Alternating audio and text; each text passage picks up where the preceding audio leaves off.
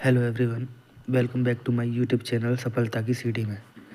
तो आज हम मूल विधि के सिलेबस को डिस्कस करेंगे और ये हमारा मूल विधि का पूरा सिलेबस है जिसका वेटेज 8 से 10 क्वेश्चन है। इस बार ऐसा हो सकता है कि क्वेश्चन ज़्यादा भी आ जाएं।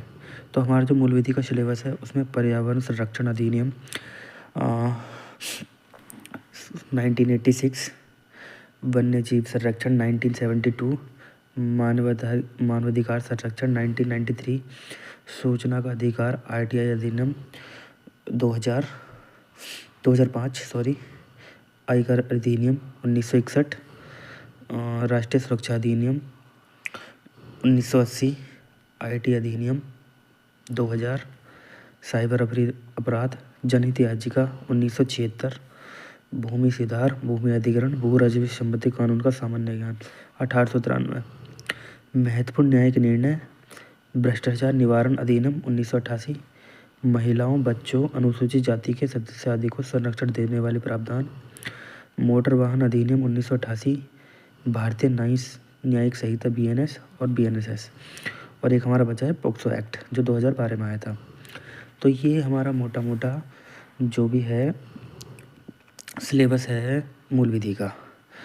अब हम बात करते हैं कि पेपर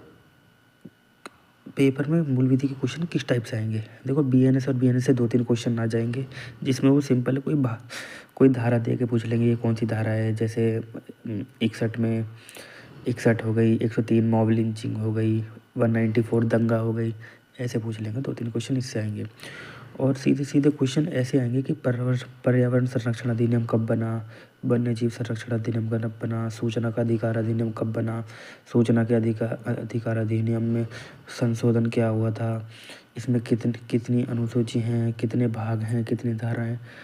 तो इसमें ये सारी चीज़ें आ सकती हैं, क्योंकि मूल विधि में जो क्वेश्चन आएंगे वो एग्ज़ाम में बिल्कुल डीप नहीं आएंगे, क्योंकि 2 घंटे का पेपर होता है। वो इतनी डीपली चीज़ नहीं बनाएंगे जो बच्चों को टाइम कम पड़े और उन्हें कोई परेशानी हो। इसलिए बेसिक फैक्ट्स इनसे ही पूछे जाएंगे।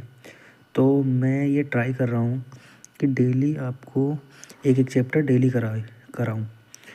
जैसे कि मेरे नोट्स बने हुए हैं। जैसे ये सूचना का अधिकार अधिनियम है, ये उनकी धारा है, अनुसूची है, और ये मैंने PYQ भी है। फिर ये दूसरा चैप्टर है सूचना प्रौद्योगिकी यानी IT इन्फॉर्मेशन टेक्नोलॉजी, ये उसके PYQ हैं। ये मोटर वाहन अधिनियम है। तो मैं ऐसे